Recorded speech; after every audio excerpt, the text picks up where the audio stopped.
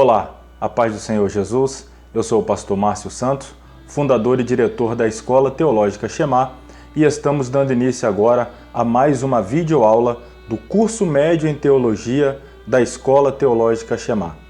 Antes, porém, eu quero lhe fazer alguns pedidos muito especiais.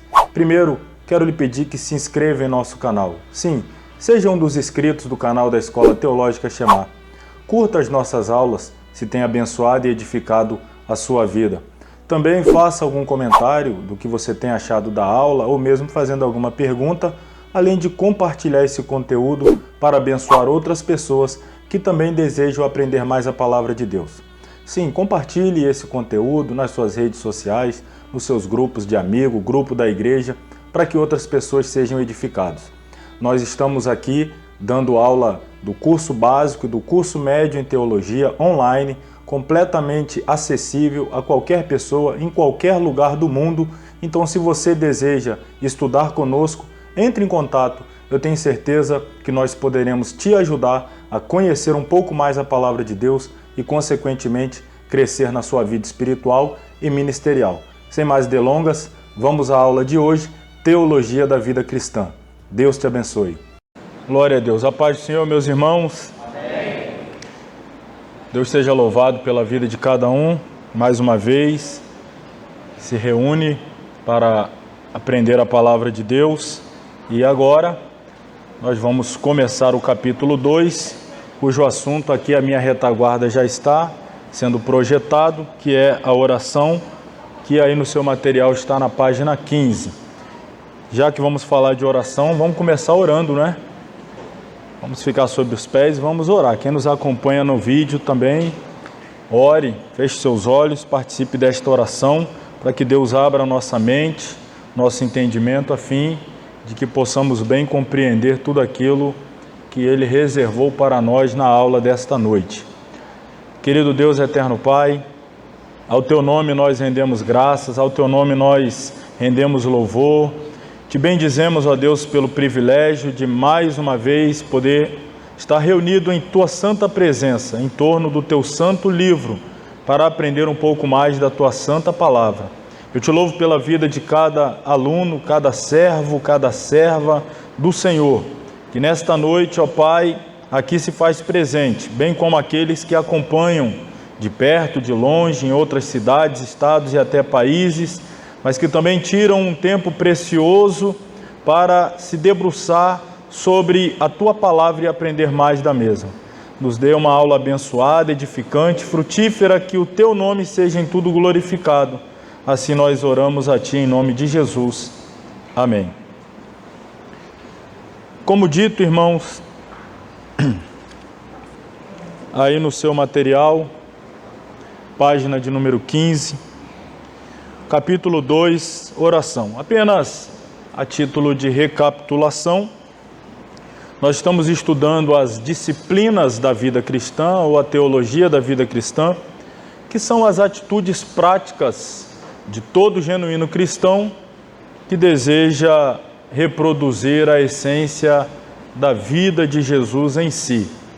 E na aula passada nós introduzimos o assunto e também falamos do capítulo 1, que é a comunhão com Deus. Todo cristão deve primar pela comunhão com Deus. E naturalmente, para tal, se faz necessário uma vida piedosa, uma vida santa, uma vida fugindo do pecado, abandonando o pecado, consagrando-se exclusivamente para o Senhor. E este é o fim, a comunhão plena e perfeita com Deus. A estrada que nos conduz a este fim são os capítulos que nós estudaremos em sequência.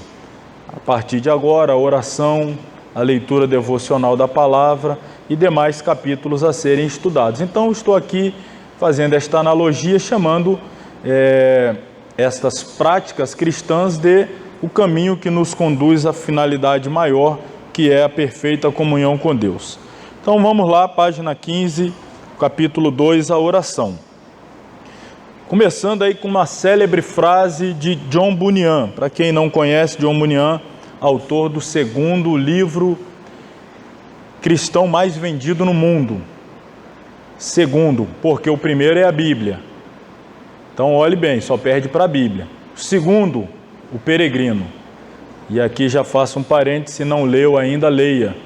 Olhe bem, é o segundo livro mais vendido de caráter cristão no mundo.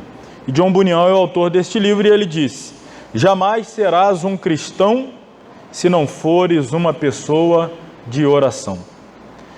Seguindo aí, dar à oração o segundo lugar é tornar Deus secundário nos negócios da vida. A declaração é do teólogo metodista norte-americano E.M. Bounds, ou E.M. Bounds. Aqui já vale um outro parêntese.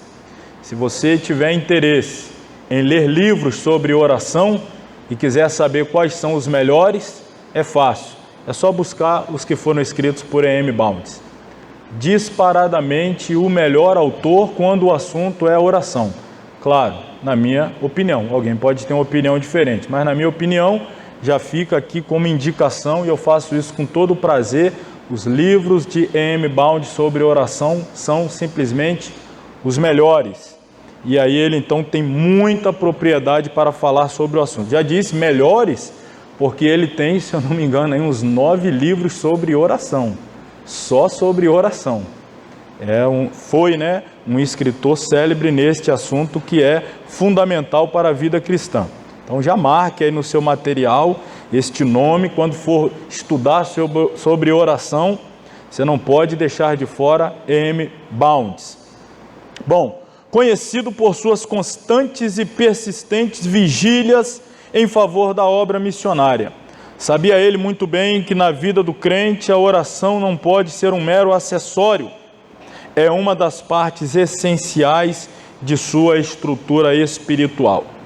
Não desprezemos jamais o legado que nos deixaram esses homens. Premidos pelas urgências do reino de Deus, prostravam-se de contínuo diante daquele que nos atende os clamores, as súplicas e as intercessões. O crente que vive em oração desenvolve uma profunda dependência de Deus e uma consequente independência em relação ao mundo. Olha que coisa fantástica, irmãos. A gente já está tendo aqui no nosso material algumas frases dignas de serem aí pintadas, destacadas, porque já a profundidade delas são extraordinárias. O crente, o cristão, o servo e a serva de Deus que desenvolve uma profunda vida de oração, ele desenvolve automaticamente dependência de Deus e independência do mundo. Ele se aprisiona a Deus e se liberta do mundo. Se aproxima de Deus, se afasta do mundo. Aprende cada vez mais a esperar em Deus e se decepciona cada vez menos com as frustrações que este mundo oferece. Tudo isso, benefícios da prática da oração. Então, veja bem, apenas 2 aí, terceiro parágrafo iniciando, já estamos vendo aqui pérolas indispensáveis à nossa saúde espiritual. Prosseguindo, quanto mais dependente de Deus, mais independente de um mundo cruel e pecador. Nada o abala. Ainda que os montes se transportem para o meio dos mares, o seu coração firme permanece. Ele confia singularmente em Deus. Então a vida de oração desenvolve essa dependência de Deus. A vida de oração nos conecta à fonte supridora de absolutamente todas as nossas necessidades. Olha aí que outra coisa fantástica, né? A oração nos conecta àquele que é a fonte supridora de todas as nossas necessidades. Você não precisa bater em 10 portas. Você tem 10 necessidades, não precisa bater em 10 portas diferentes. Bata em uma porta do céu, que sempre vai se abrir para um cristão que dobra-se, que se prostra diante do Senhor. Mas, eis aí a pergunta a ser respondida individualmente por cada um de nós. Como vai a sua vida de oração? Você está cultivando-a diariamente? Ou já se conformou com o presente século? O pai da Reforma Protestante, Martinho Lutero, declarou certa vez que, quanto mais ocupado, mais se dedicava a falar com o Salvador. Isso também ficou notório dentro da biografia de Martinho Lutero, a sua vida, a sua obra como um reformador, como um dos pais da reforma protestante, algumas frases marcaram a sua biografia, e uma delas, sem dúvida, é essa. Ele sempre dizia que ele dedicava os primeiros momentos do dia à oração, para depois, então, as suas tarefas, fossem elas qual fossem. Todavia, o dia que ele sabia de antemão que teria mais tarefas, mais problemas a resolver, mais dificuldades a enfrentar, era o dia que ele dedicava ainda mais tempo à oração. Por quê? Porque ele entendia que as soluções ele tinha ali e depois saía então para resolver. Por isso que ele então, vamos dizer assim, tornou célebre essa expressão. Quanto mais ocupado, quanto mais questões a resolver, quanto mais problemas, mais tempo necessário é dedicar à oração. Mas vamos lá, vamos a conceitos. Estamos em uma escola teológica, e conceituar é necessário. O que é oração? Oração, todos sabemos, todos praticamos. Eu estou aqui apenas trazendo o conceito. Oração é o ato pelo qual o crente, através da fé em Cristo Jesus e mediante a oração intercessora do Espírito Santo, aproxima-se de Deus com o objetivo de adorá-lo, render-lhe ações de graça, interceder pelos salvos e pelos não salvos e apresentar-lhe as petições de acordo com a sua suprema e inquestionável vontade. Então veja aí um conceito de oração. Nós não queremos aqui, quando se trata de oração, a gente sabe, a gente compreende que é algo muito íntimo, pessoal e particular de todo cristão.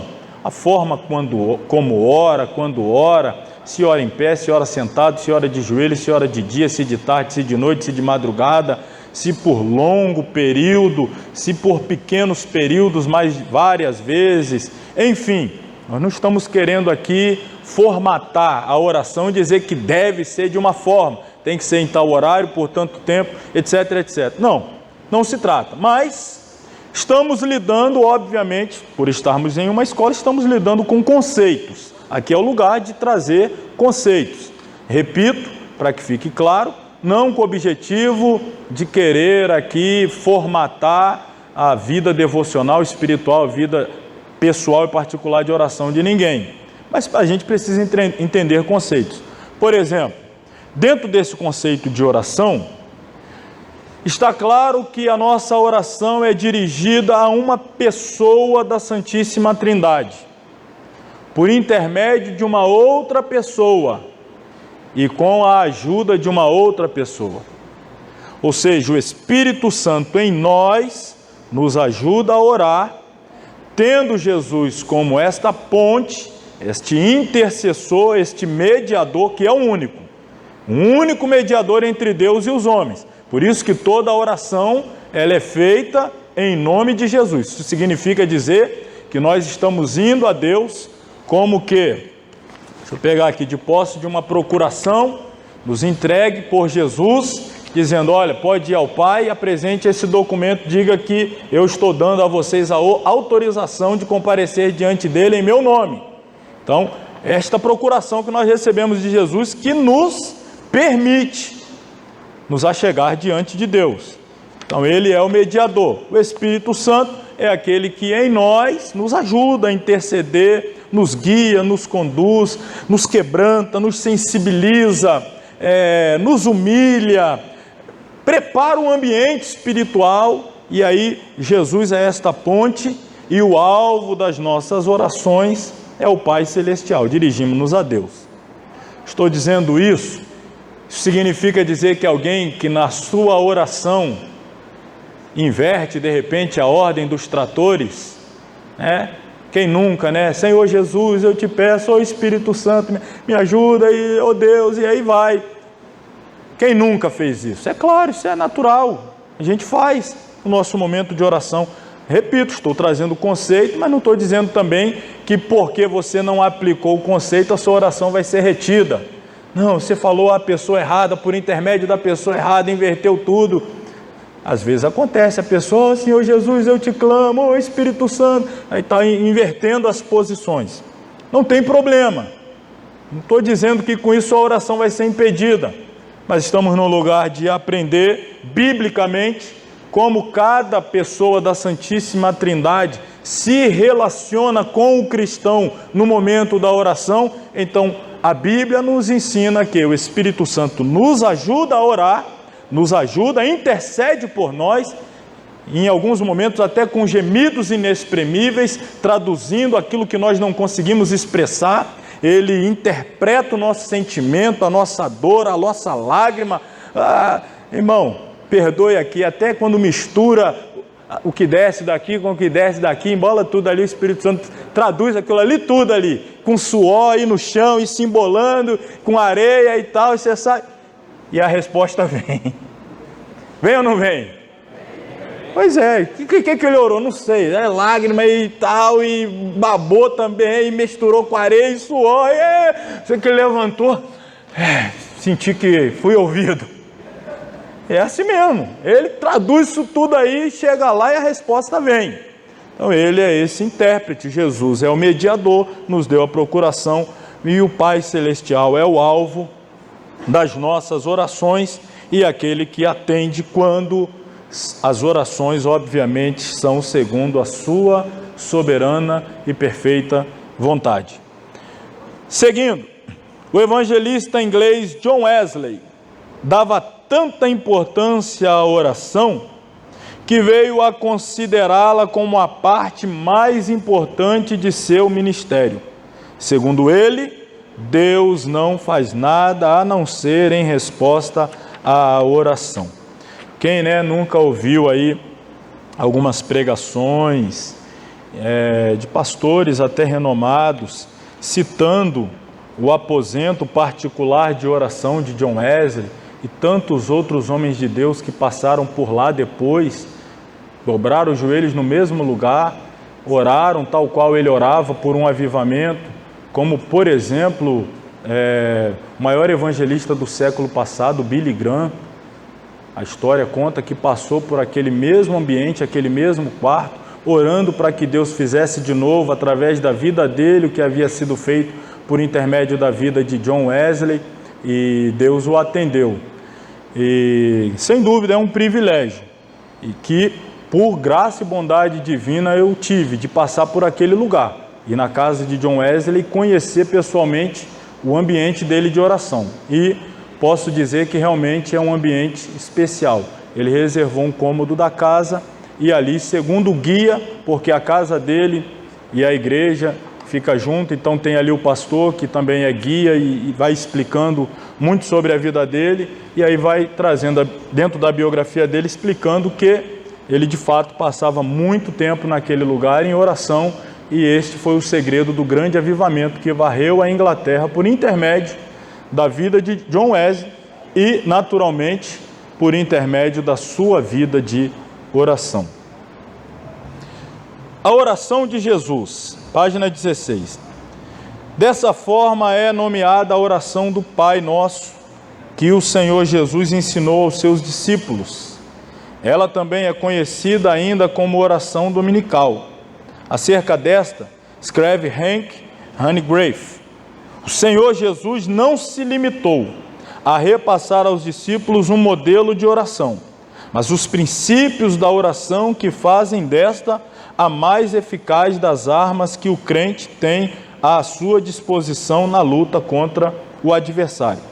Continua Hanegraaff: Jesus não nos deu um mantra, deu-nos um padrão de oração, e os discípulos aprenderam perfeitamente. Na verdade, até mesmo uma leitura superficial das epístolas nos revela o quanto assimilaram bem aquela lição. Em poucos anos, eles viraram o Império Romano de cabeça para baixo. Assim como a oração de Jesus revolucionou a vida dos apóstolos, pode transformar a sua também. Então, é óbvio, nós sabemos, quando Jesus ensinou a oração dominical, a oração do Pai Nosso que estás no céu, santificado seja o teu nome, etc. Ele não estava ensinando um mantra, ou dando um código, ou dando uma oração para ser usada como vã repetição, até porque ele mesmo condenou as vãs repetições. Ele não há nenhum problema em fazer a oração do Pai Nosso. Há problema em fazer só a oração do Pai Nosso. Tem nenhum problema eu orar o Pai Nosso. Tem problema eu orar só o Pai Nosso. Segunda-feira, Pai Nosso. Terça-feira, Pai Nosso. Quarta-feira, Pai Nosso. Quinta-feira eu estou mais crente, eu vou orar logo 2 de uma vez. Eu vou emendar meu Deus, está crente mesmo, hein? Não tem nada de errado em orar o Pai Nosso. O problema é orar só o Pai Nosso. Por quê? Porque, na verdade, o Pai Nosso é um modelo que a gente vai ver do que deve conter em uma oração, adoração, petição, confissão, etc. A gente vai analisar depois mais detidamente. Então, Jesus ensinou, não para que fossem feitas vãs repetições. E como dissemos aqui, se você der uma olhada na história da igreja, quer seja através do livro que narra a história da igreja, Atos dos Apóstolos, quer seja por intermédio das epístolas, tanto paulinas quanto gerais, você vai perceber que os apóstolos, os discípulos, tinham uma vida de oração, mas você não vai encontrar eles orando Pai Nosso, né? Paulo fazendo oração do Pai Nosso, Pedro fazendo oração do Pai Nosso, mas você vai perceber que ele seguia aquele modelo, ele adorava, ele rendia graças, ele confessava pecados, ele clamava pelos perdidos, etc. Então, ele seguia um modelo, mas não repetia na íntegra a oração como mantra. Isso precisa ficar claro. Tertuliano ensina que, na oração dominical, eu já antecipei, mas aqui vai dizer um pouco mais, acha-se compreendido todo o Evangelho. Quem haverá de contestar esta verdade? O mesmo poderia dizer Martinho Lutero, ao comentar a oração que, embora sucinta, encerra grandes verdades teológicas. Tudo quanto o homem necessita neste mundo e no outro, em favor do seu corpo e sua alma, indulgências, proveito, bênção, todo necessário, enfim, já está contida na oração do Pai Nosso. Lutero ele usa a expressão indulgência, que infelizmente depois ficou muito mal aplicada, né, dentro de um contexto cristão.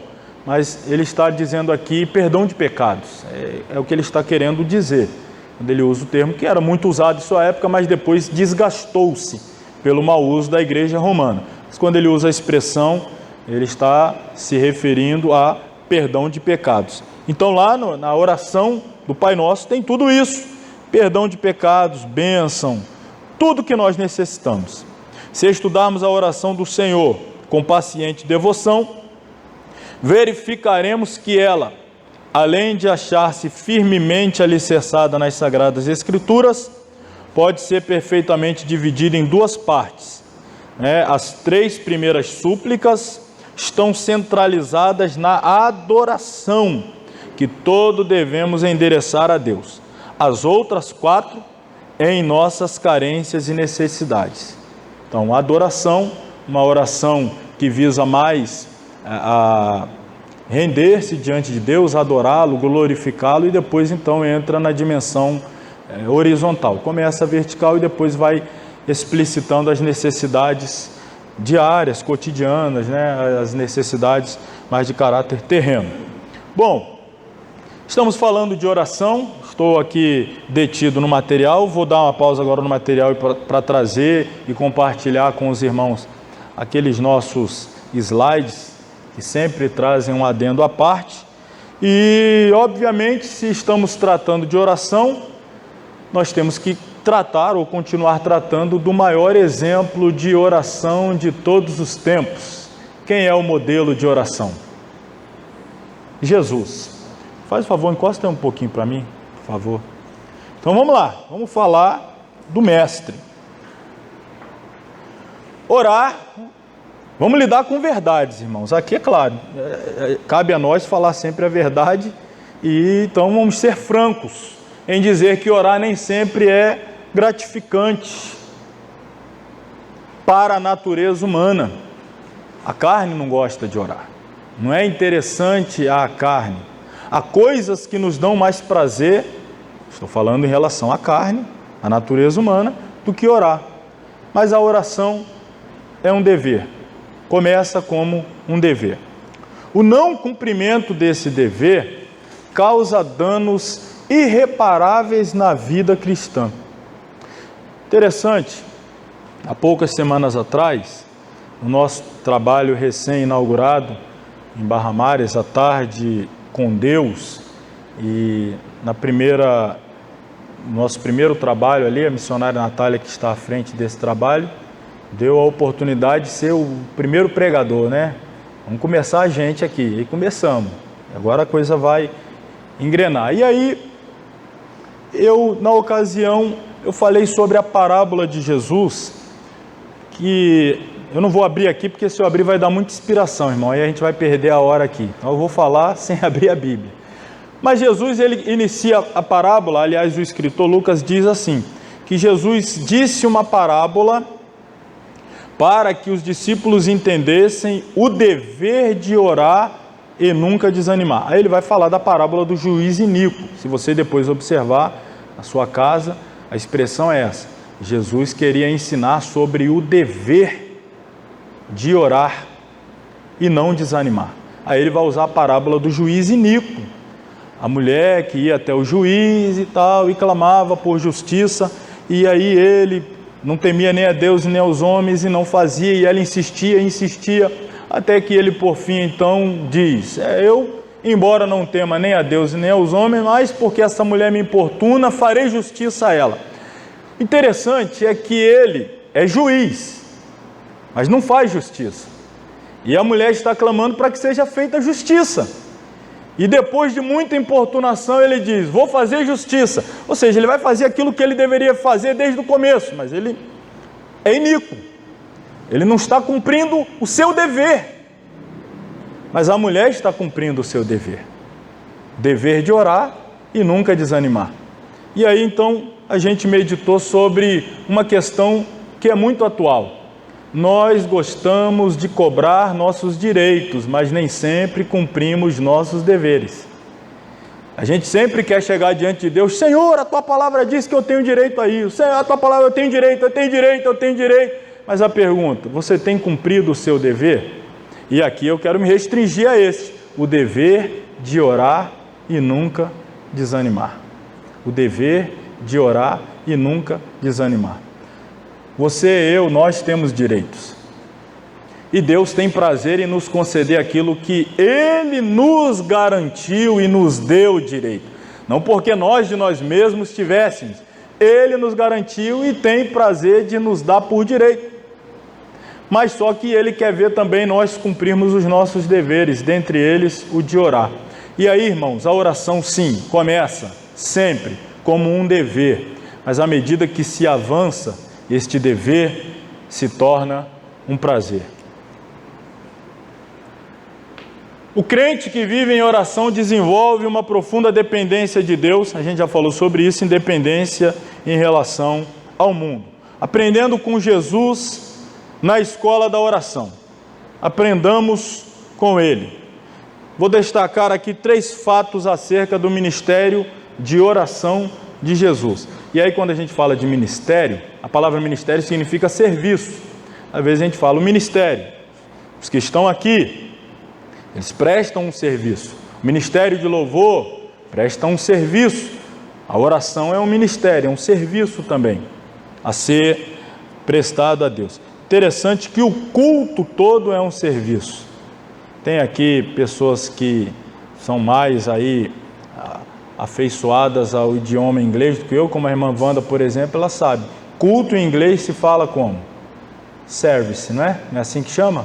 Serviço. Você vai falar de culto em inglês, você não fala culto, fala serviço. Hoje eu vou ao serviço. É assim que fala culto em inglês. A mentalidade é essa, prestar serviço. Às vezes, não sei se porque aqui a gente não trata como serviço, a gente pensa no culto com uma mentalidade de consumidor. Eu vou lá receber, eu vou lá buscar minha bênção, eu vou lá buscar minha vitória. Quando na verdade você vem prestar um serviço. Você tem que vir trazer esforço, dedicação. E como é que você presta esse serviço? Através dos muitos ministérios. Oração, adoração, etc. Aqui focando no ministério, no serviço da oração. Jesus tinha a oração como um serviço. Fazia hora extra, madrugada e etc. E a gente vai ver aqui. O cansaço físico impedia Jesus de orar? Não impedia Jesus de orar. A oração para Jesus era intimidade com o Pai e não desempenho diante dos homens. Poucas vezes Jesus orou de forma pública, orou algumas vezes, e às vezes que orou de forma pública ainda quis deixar claro: Pai, estou fazendo isso por causa deles, para que eles saibam. Estou aqui, não é por minha causa, por causa deles, para que eles saibam que o Senhor me ouve, porque quando era mesmo para ter intimidade, não era público. As noites de oração, os lugares de deserto, era particular. De vez em quando você vai ouvir Jesus orando em público, orações curtas, objetivas, diretas. E por que ele falava 1 minuto, 30 segundos, 2 minutos e a resposta vinha? Porque na verdade ali já estava vindo de depósitos e depósitos e depósitos e depósitos e depósitos, em particular de oração. Então, para Jesus a oração era intimidade, era particularidade, era algo que deveria ser cultivado especialmente no oculto e não um desempenho diante dos homens, não se mostrar. Tanto é que o próprio pedido que foi feito a Jesus, a gente vai falar um pouco melhor sobre ele também já, os discípulos impressionavam-se com a vida de oração de Jesus, a ponto de pedir que Jesus os ensinasse a orar. Não estas orações curtas registradas na Bíblia, orações mais públicas, mas sim o que impressionavam eram as orações particulares, da intimidade, no lugar secreto. Terceiro, Jesus dava mais valor à comunhão com o Pai do que ao sucesso diante dos homens. Um exemplo clássico está lá no capítulo 6 do Evangelho segundo escreveu João, quando Jesus realiza o milagre da multiplicação, e o texto diz que, ato contínuo, a multidão buscava Jesus para aclamá-lo como rei. E aí qual foi a resposta de Jesus ao desejo da multidão de transformá-lo em rei, porque acabara de experimentar o milagre que ele fizera da multiplicação? Ele vai para o monte para orar. Então ele está diante de uma multidão que quer colocar-lhe uma coroa na cabeça, um cetro na mão, um trono e aclamá-lo rei, e ele vai para o monte para a oração. Ele dava mais valor à comunhão com Deus do que ao sucesso diante dos homens. Alguns ensinamentos aqui básicos da vida, do ministério de oração de Jesus.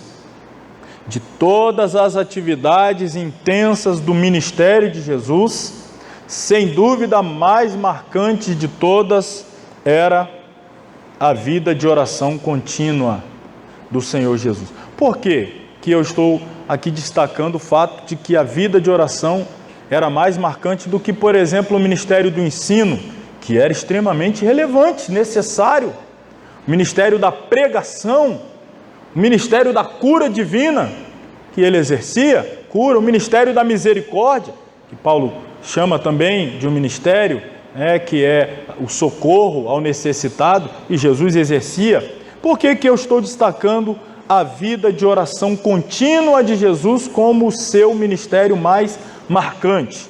Vamos ver. Marcos 1,35.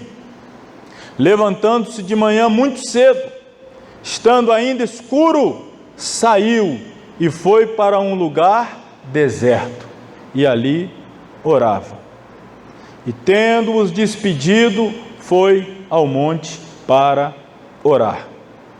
Olhai, vigiai e orai, porque não sabeis quando chegará o tempo. Está aqui as respectivas referências, não é? Marcos 1,35, aqui Marcos 6,46, aqui mais uma vez Marcos 13,33, agora Lucas 6,12. E aconteceu que naqueles dias subiu ao monte a orar e passou a noite em oração a Deus. Vigiai e orai para que não entreis em tentação. O espírito, na verdade, está pronto, mas a carne é fraca. Mais uma vez, o evangelho escrito por Marcos 14:38. Lucas 5:16. Porém, ele retirava-se para os desertos e ali orava. Então nós estamos vendo aqui uma primazia na vida de Jesus. O ministério público, pregação, o ministério público, ensino, o ministério público, cura divina, eram alimentados pelo ministério secreto, oração. Então, a fonte que possibilitava todos os outros ministérios, a fonte que irrigava todos os outros ministérios, que bombeava poder para pregar, bombeava poder para ensinar, poder para curar, era a vida de oração, a primazia da oração. Lucas 11, versículo 1, de uma feita, não que isso fosse algo incomum, Lucas está usando essa expressão, mas não como algo incomum, era rotina, mas de uma dessas feitas, dentro da rotina, ele estava orando em certo lugar. Quando terminou, um dos discípulos lhe pediu: Senhor, ensina-nos a orar, como também João ensinou aos seus discípulos. Então, irmão, vamos refletir aqui. Se Jesus, que era santo, inculpável, puro e apartado dos pecadores, ele não era um pecador, estava junto, mas não era um pecador, orou continuamente, quanto mais nós, que somos sujeitos à fraqueza. Se ele foi encontrado necessitando orar com alto clamor e lágrimas, como diz o escritor desconhecido da Epístola aos Hebreus, quanto mais nós devemos clamar por nós, que ofendemos a Deus diariamente de tantas formas. A primazia da oração, ainda falando sobre ela. Costumamos pensar em João, só para conectar aqui, a esse pedido, né? Os discípulos lhe pediu: Senhor, ensina-nos a orar, como também João. A referência aqui é João Batista, não é João o discípulo. Então estou voltando aqui só para saber. Os discípulos estão falando: Senhor, nos ensina a orar como João o Batista ensinou os seus discípulos. E aí, voltando para cá, costumamos pensar em João Batista como profeta, como mártir, mas os discípulos de Jesus lembravam-se dele como homem de oração. João foi um bebê extraordinário, recebeu o Espírito Santo antes mesmo de nascer. Imagine, irmãos, que experiência, né? A Bíblia diz que quando Maria, trazendo em seu ventre o Salvador Jesus, se aproximou de Isabel, que por sua vez trazia no ventre João Batista, ali aproximadamente com o tempo de vida que hoje estão liberando aborto em outros países do mundo, e ali João Batista, nesse tempo de vida, já foi cheio do Espírito Santo, dentro do ventre, e Isabel se alegra, sentindo o menino, que já percebeu a aproximação do seu Salvador ainda no ventre. Que sensibilidade espiritual! Ou seja, um bebê extraordinário. Talvez ele tenha tido no ventre de sua mãe mais experiência com Deus do que muito crente, irmão. Talvez. A sensibilidade de perceber a proximidade de Jesus, o reconhecimento de que Jesus é Salvador, é maior do que... Isso aconteceu no ventre. Se a gente for aqui desdobrar as implicações desse enchimento do Espírito de João dentro do ventre, isso aqui, é muita coisa. Então ele foi um bebê extraordinário. E ainda assim, precisava orar. Poderia se gabar: não, eu sou cheio desde o ventre. Imagina um pregador hoje em dia: irmão, eu sou cheio desde o ventre. Fui batizado com o Espírito Santo no ventre da minha mãe. Meu Deus. Teve o privilégio de apresentar o Messias a Israel. No entanto, precisava orar. Jesus disse que João foi o maior dos profetas. E mesmo assim, dependia da oração.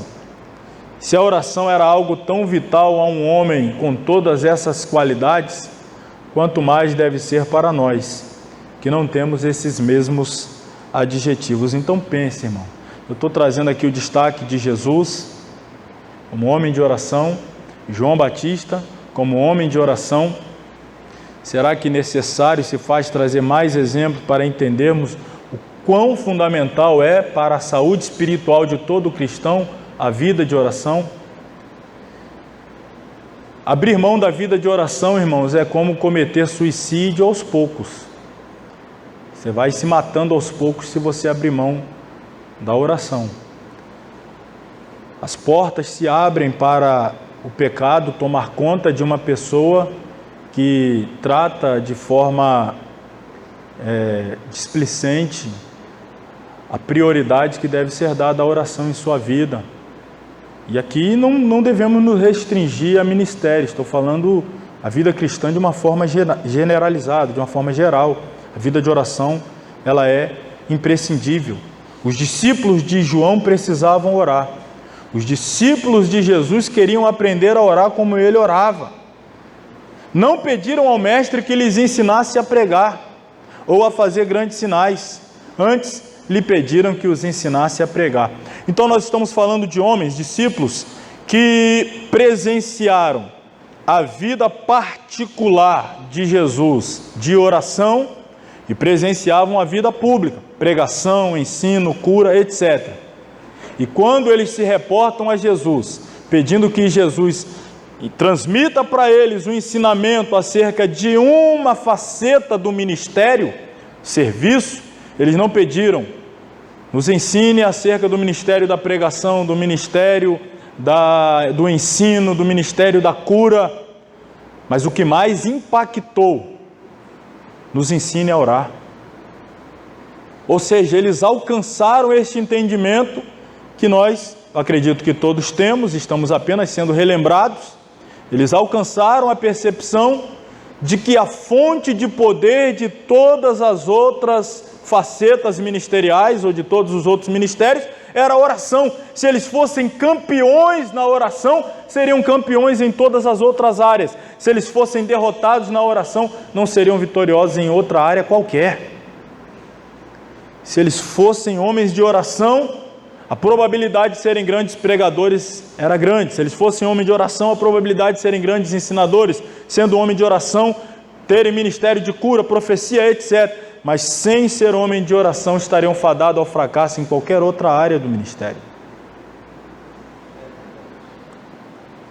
O maior argumento em favor da primazia de oração é o fato de Jesus ter sido um homem de oração.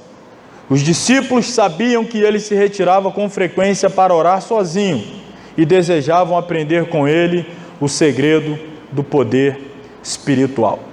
Se Jesus Cristo, Filho perfeito de Deus, dependeu da oração quando encarnado, nós dependemos muito mais. A oração eficaz é a provisão para todas as necessidades e a solução para alguns problemas. Para todos os problemas. Para todos os problemas. Por isso que Jesus insistiu com os discípulos para que eles desenvolvessem a vida de oração, esperassem em Jerusalém para ser revestido de poder, esperassem em oração. Fez a última oração por eles, a oração sacerdotal, e na oração rogou para que o Espírito fosse enviado para que os ajudasse na vida de oração. Se prontificou a ser esse mediador diante do Pai na oração, ou seja, rogou ao Pai que enviasse o Consolador para que nos ajudasse na oração, e se propõe a se colocar entre nós e o Pai como esta ponte que nos conecta ao Pai por intermédio do elo da oração. Ele sabia da importância fundamental da oração. Assim, a recomendação bíblica para nós cristãos é: buscai o Senhor enquanto se pode achar, invocai-o enquanto está perto. Clama a mim e responder-te-ei, anunciar-te-ei coisas grandes e firmes que não sabes. Orando em todo o tempo, com toda oração e súplica no Espírito, orai sem cessar. A recomendação bíblica é oração, oração, oração. Se nós estamos falando de disciplinas práticas, da vida cristã, a teologia da vida, a teologia sendo vivida, e se nós queremos alcançar patamares elevados em comunhão com Deus, jamais conseguiremos se negligenciarmos a oração. A oração não está aqui no capítulo 2 como sendo um segundo, como ficando em segundo lugar. O capítulo 1 é a comunhão, como eu disse, é o fim, é o objetivo, é o alvo. A oração é a estrada. É a primeira parte, né? A mais importante da estrada. A oração no Espírito. Vamos ler um pouquinho, vamos voltar ao nosso material, ler mais um pouquinho, na página 16, oração no Espírito. A oração no Espírito denomina-se dessa maneira a oração feita nos domínios do Espírito Santo. Nesse tipo de oração, o crente é dirigido a sentir, a demandar e a operar em profundas súplicas sob o impulso do Consolador. É uma oração infalível, porquanto orientada e dirigida pelo Espírito. Então, irmãos, toda oração deveria ser no Espírito, mas nem todas são. Às vezes nós vamos para a oração na carne e saímos dela na carne. Vamos para a oração estimulados por uma demanda terrena que nos leva à oração. Eu quero alguma coisa, eu quero uma bênção, eu quero uma cura, eu quero uma provisão. E às vezes nós deixamos de lado a vontade de Deus e nós vamos para a oração simplesmente para apresentar a Deus a nossa vontade.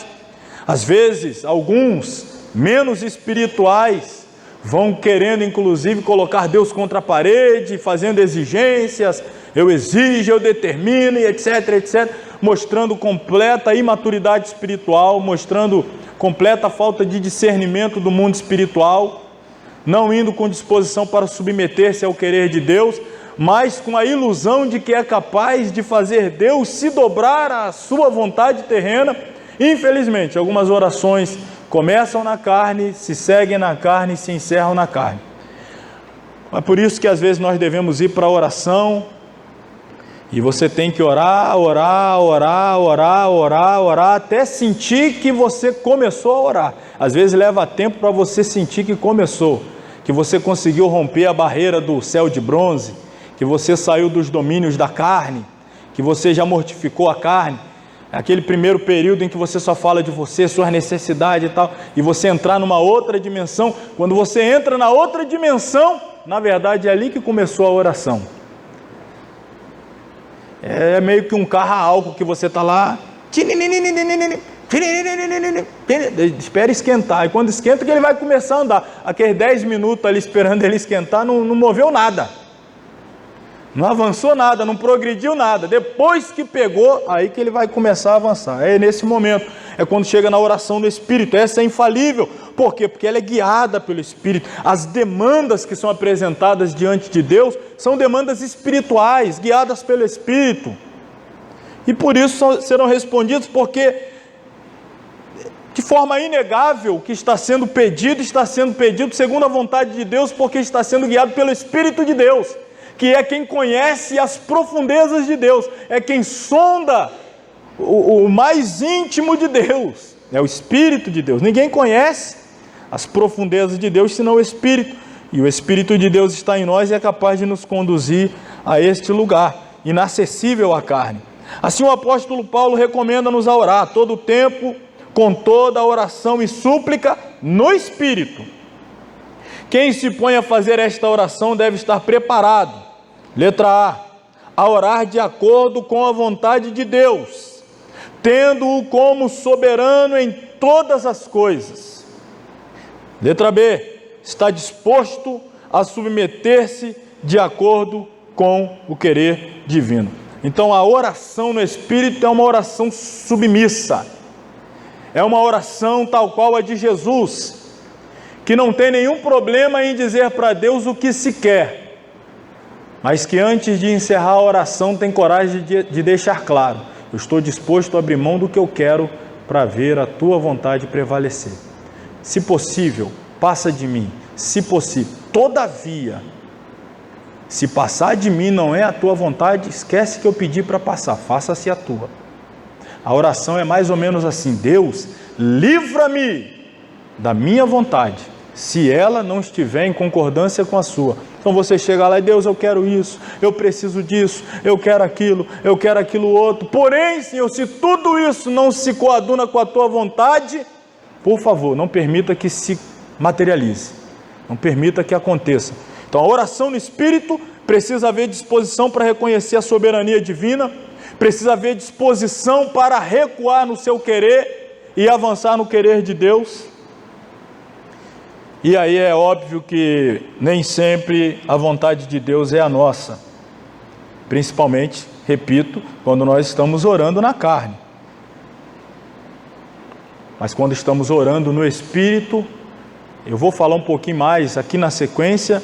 A oração, na verdade, ela não tem por objetivo fazer com que Deus realize a nossa vontade.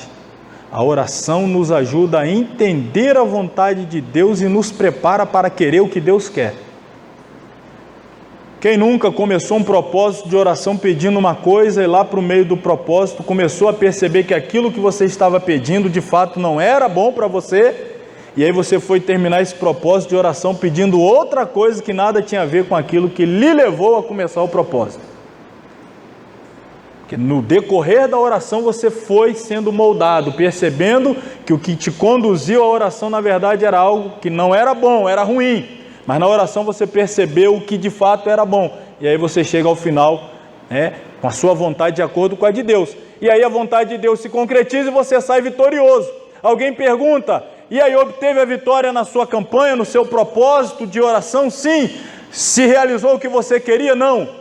Eu entendi o que Deus queria e estou satisfeito e feliz por estar de acordo com a vontade de Deus. A oração faz isso. Volta aqui, deixa eu continuar. Quando assim oramos, esse box aí no final da página 16, o Espírito Santo não somente atua como nosso intercessor, como também se encarrega pela eficácia de nossas petições. Determinados comentaristas ensinam que a oração no Espírito faz parte da armadura do cristão. Todavia a armadura encerra-se não com a oração, e sim com a espada do Espírito. De uma forma ou de outra, escreve Willard Taylor, no comentário bíblico Bacon, o soldado cristão consegue se manter fiel, sendo bem sucedido na resistência aos inimigos espirituais, somente quando permanece em oração no Espírito, sempre pronto a pôr suas necessidades diante do Senhor. Aqui temos um significado etimológico de oração, a palavra mais geral para referir-se à oração é esta que segue-se aí em grego, abaixo já transliterado, proseuche, ou proseuche, mas mais correto é que, proseuche. Seu significado etimológico é oração dirigida a Deus, é conversa com Deus, é falar com Deus. Nós vamos pular aqui, irmãos, alguns pontos que, claro, nós não poderemos nos deter a ler exatamente tudo que temos no nosso material e ao mesmo tempo falar algumas coisas além. Então, vou deixar para que os irmãos leiam Fundamentos Bíblico-Teológico da Oração. Vou deixar para os irmãos lerem também a oração na história da igreja. São 2 ou 3 parágrafos aí, aliás 5. Nós vamos falar um pouco agora aqui sobre objetivos da oração. Então depois leiam, tá? Se já leram, ótimo. Se não leram, leiam. Fundamentos bíblicos ou bíblico-teológico da oração. Além do fundamento bíblico, tem o fundamento histórico, a oração ao longo da história da igreja. E aí vamos aqui a objetivos da oração, para que a gente possa pelo menos concluir o capítulo da oração e irmos ao intervalo.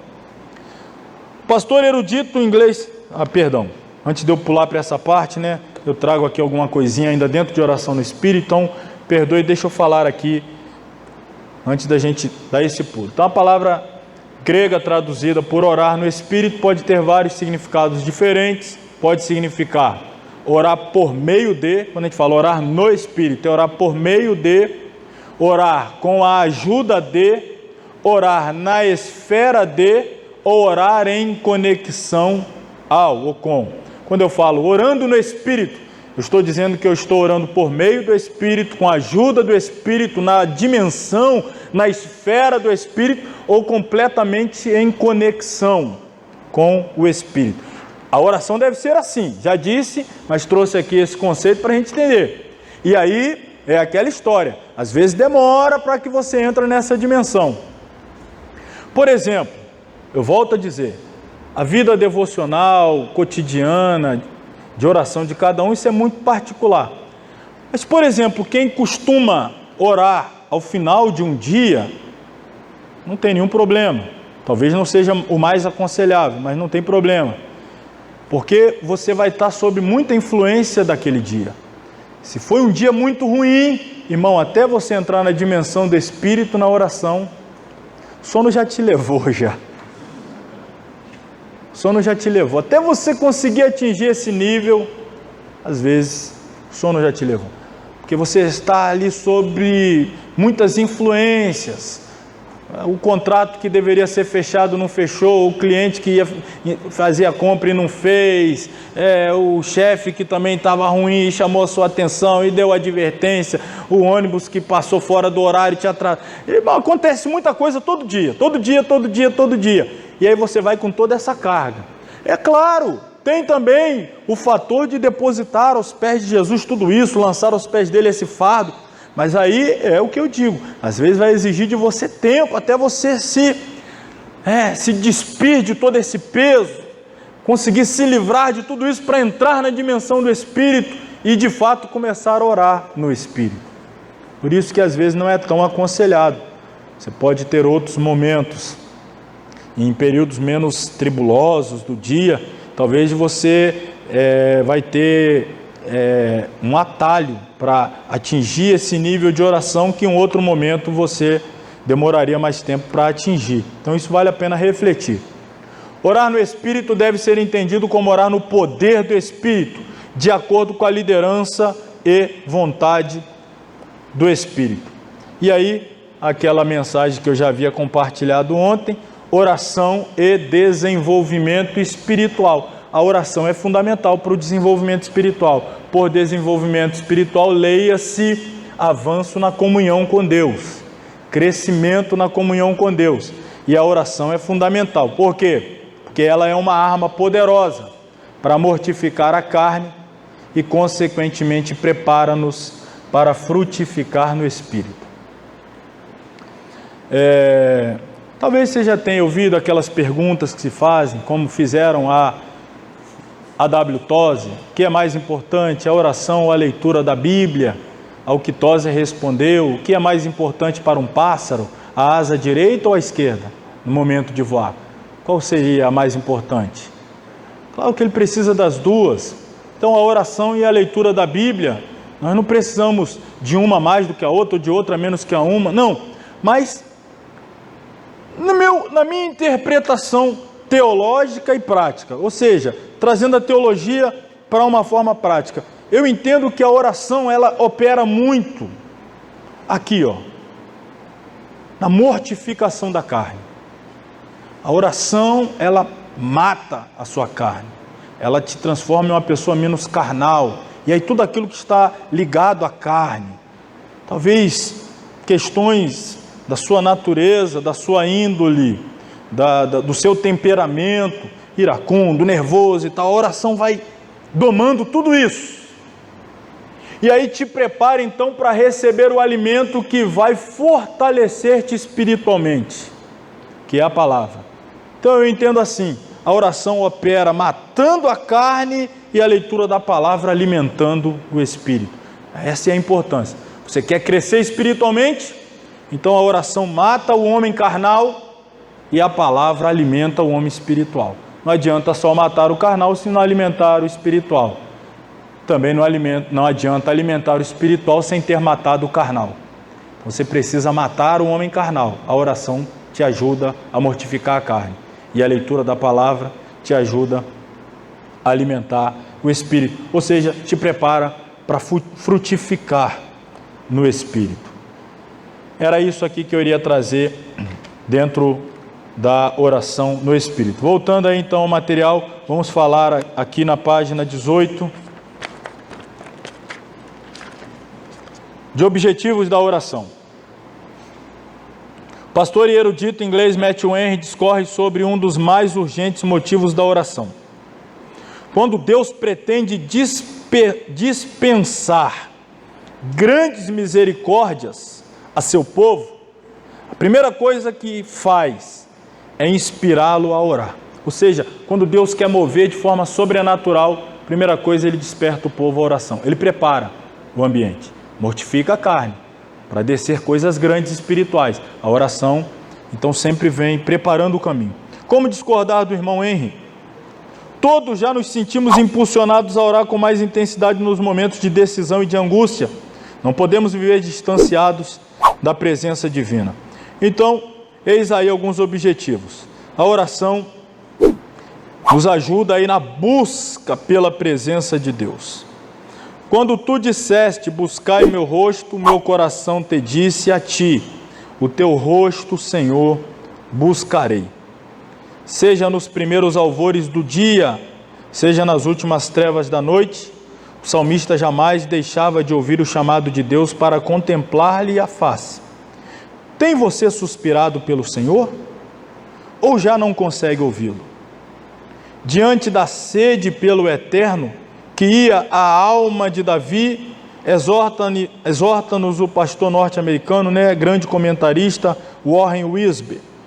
Não se limite a buscar a ajuda de Deus. Almeje o quê? A sua face. O sorriso de Deus é tudo o que você precisa para vencer as insídias humanas. Tem gente que só quer a mão de Deus, Só quer a mão forte, poderosa, as bênçãos, as dádivas. Mas busque a face.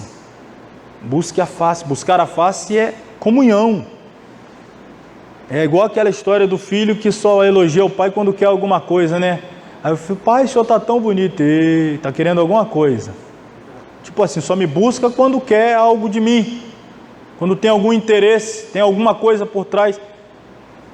E quando isso, às vezes a gente fala, claro, de brincadeira, mas quando isso é verdade, irmãos, pensa que coisa mais terrível para um pai chegar a esta constatação. O único canal de relacionamento entre meu filho e eu é quando ele precisa de alguma coisa. Fora disso, não tem nenhum canal de relacionamento. Não há nenhum outro interesse, a não ser alguma coisa que eu possa lhe dar. Imagina um pai poder chegar a essa constatação. A única coisa que interessa ao meu filho e mim é o que eu posso dar a ele. Quando chegar o dia que eu não puder dar mais nada, eu simplesmente não tenho mais nenhum interesse que meu filho possa me buscar. Imagina o Pai Celestial chegar a essa constatação a nosso respeito. Só me busca porque sabe que eu posso dar alguma coisa. Só me busca porque sabe que eu posso resolver.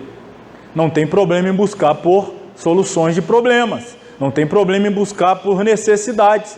Mais uma vez digo, o problema é buscar só por necessidades. Só quando há problemas. Então, de quando em quando tem que haver problemas para que haja essa busca a Deus. Não, irmãos, que assim não seja. Um outro fator, agradecê-lo por imerecidos favores. Se nos limitarmos às petições, nossa oração jamais nos elevará ao coração do Pai. Mas se em tudo lhe dermos graças, até mesmo pelas tribulações que sitiam a alma, haveremos de ser, a cada manhã, surpreendidos com cuidados divinos. J. Blanchard, o J. Blanchard, é muito categórico. Nenhum homem pode orar biblicamente se orar egoisticamente. Se você ora só para pedir coisas, você não está orando biblicamente. Orar biblicamente não é sinônimo de orar egoisticamente. Não combina. Egoísta não era o coração do salmista. Num dos mais belos cânticos da Bíblia, manifesta ele toda a sua gratidão ao Senhor. Que darei ao Senhor por todos os benefícios que me tem feito. Tomarei o cálice da salvação, invocarei o nome do Senhor, pagarei os meus votos ao Senhor agora na presença de todo o seu povo. Interceder pelo avanço do reino de Deus é um outro motivo. Precisarei pulá-lo aqui, irmãos. Orar pelo avanço do reino, não porque tenha menos relevância, mas precisamos orar para que a igreja avance, pela obra missionária, pelas necessidades do avanço da obra em caráter local, regional, nacional, etc. Quarto lugar, apresentar as nossas necessidades a Deus. Também não vou me deter aqui porque é chover no molhado. Será que eu preciso te dizer que você, na hora de orar, tem que apresentar a necessidade? A maioria de nós oramos por isso, O tempo todo oramos pelas nossas necessidades. Agora, necessidades, tá, irmãos? Não extravagâncias. Necessidades. Deus se compromete a suprir todas as nossas Necessidades. Necessidades. Por exemplo, no famoso Sermão do Monte, que será alvo do estudo do próximo trimestre, quando Jesus vem falando, não é, que nós não devemos nos preocupar com o que haveremos de comer, não devemos nos preocupar com o que haveremos de vestir, não deveremos nos preocupar com essas coisas. Os gentios se preocupam com ela, nós não precisamos nos preocupar. Devemos nos preocupar em buscar o reino de Deus e sua justiça, porque todas essas coisas, alguém diz assim, porque todas as demais, irmão, aí é amplo demais, né? A Bíblia não diz, porque todas as demais coisas. Leia depois de novo o texto. Ele está falando de algumas coisas. Não se preocupa quanto que vai comer, não se preocupa quanto que vai vestir, não se preocupa, porque todas essas coisas. Então olha o compromisso, com necessidades. Estou dizendo que Deus não é capaz de fazer além. O próprio apóstolo Paulo diz que Deus é poderoso para fazer infinitamente além do que pedimos ou pensamos. Ele pode. Mas a questão é, Ele quer? Então, o compromisso é com as necessidades. E Deus pode fazer além. Pode fazer. Necessário é que saibamos se Ele quer. Confessar os nossos pecados e faltas. Às vezes tem faltado nas orações, irmão, confissão de pecado. Quando há, é assim mesmo. Você leva 30 minutos de oração, 20 minutos, 1 hora de oração, 40 minutos, não sei. Mas quando chega na parte de perdão de pecado, de confissão de pecado, perdoa os meus pecados. Aí já concluiu essa etapa, vamos para a próxima. Perdoa os meus pecados, perdoa os meus pecados. Então veja aqui, não se limitava Daniel a confessar os pecados do seu povo. Nessa confissão sentida e repassada por um pranto incontido também se incluía. Se lermos o capítulo 9 do livro que lhe leva o nome, ver-nos-emos constrangidos a confessar cada uma de nossas iniquidades. Alguém disse certa vez, Daniel não confessava os pecados do seu povo por atacado, especificava cada um deles. Senhor, me perdoa por todos os meus pecados. Ou para não ficar tão genérico, eu vou dividir aqui em 3 caixas, a caixa do pensamento, a caixa das palavras e das obras. Perdoe meus pensamentos cometidos por pensamento, palavras e obras. Aí, já não ficou só todos, né? Você já dividiu. Subdivide um pouco mais. Nomine que pensamentos são esses, que palavras são essas, que obras são essas. Perdoe porque eu ofendi o meu irmão com essa palavra. Perdoe porque eu pensei isso de alguém. Perdoe porque eu agi assim. Porque senão, irmão, você também nunca vai sentir-se de fato, aquele refrigério, aquela certeza de que Deus lhe perdoou. Quando você é específico, Senhor, me perdoe por isso, você será capaz de sentir o perdão exatamente por aquilo. Senhor, me perdoe porque eu falei aquilo, aquela pessoa, eu senti que eu a entristeci. É claro, você vai também pedir perdão a ela, mas você vai falar com Deus e você vai sentir o refrigério ou a confirmação do perdão daquele pecado. Agora, se você for genérico, você nunca vai ter essa certeza de que o perdão para o que você pediu, claro, Deus é benevolente em perdoar, é gracioso, mas especifique, é importante.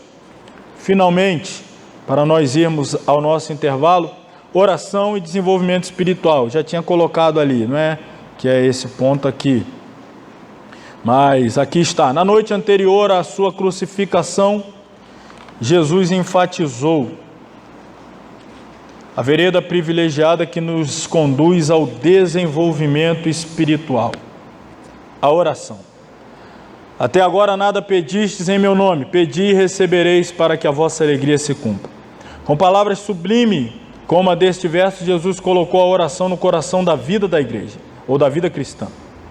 Quando a pulsação é estável e o coração é exercitado nesta prática, todas as outras facetas do cristianismo fluem de forma saudável na vida do discípulo que esmera-se para assemelhar-se a seu mestre. Então voltamos aqui ao que eu já disse. Se a vida de oração vai bem, a probabilidade de todas as outras áreas ir bem é grande. Se a vida de oração vai mal, a probabilidade de todas as áreas também irem mal é gigantesca. E esta é a confiança que temos nele, que se pedirmos alguma coisa, segundo a sua vontade, Ele nos ouve. O crente carnal tenta usar a oração a fim de manipular a Deus. Este procura atalhos e fórmulas mágicas que garantam a resposta de suas petições a qualquer custo. Tal crente considera a oração como uma arma que deve ser usada para forçar Deus a cumprir suas promessas.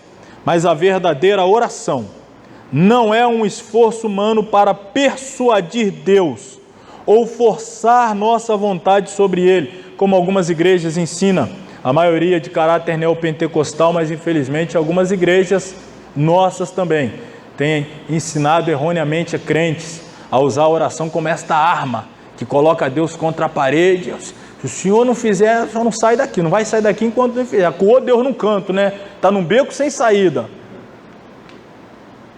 Aí, e aqueles apelos emocionais: se o senhor não fizer, eu rasgo a Bíblia. Se o senhor não fizer, eu deixo de ser crente. Aí Deus se descabela no céu: não, meu Deus, eu não posso perder esse crente não. Se eu perder esse crente, como é que vai ser de mim? Desesperado, não tem mais ninguém, você é só você. Se ele perder você, não tem mais ninguém para adorá-lo. Claro que isso é bobagem, não é, irmão? Isso é infantilidade, pura imaturidade espiritual. Acreditar que é possível persuadir Deus. Quando Deus permite que a nossa vontade se cumpra, irmão, o que eu vou falar agora aqui, o que eu vou falar agora aqui já valeria toda a aula. Chama atenção para quem está assistindo também, o que eu vou falar aqui agora. Quando Deus permite que a nossa vontade se cumpra em detrimento da vontade dEle, não é que Ele está se submetendo, não.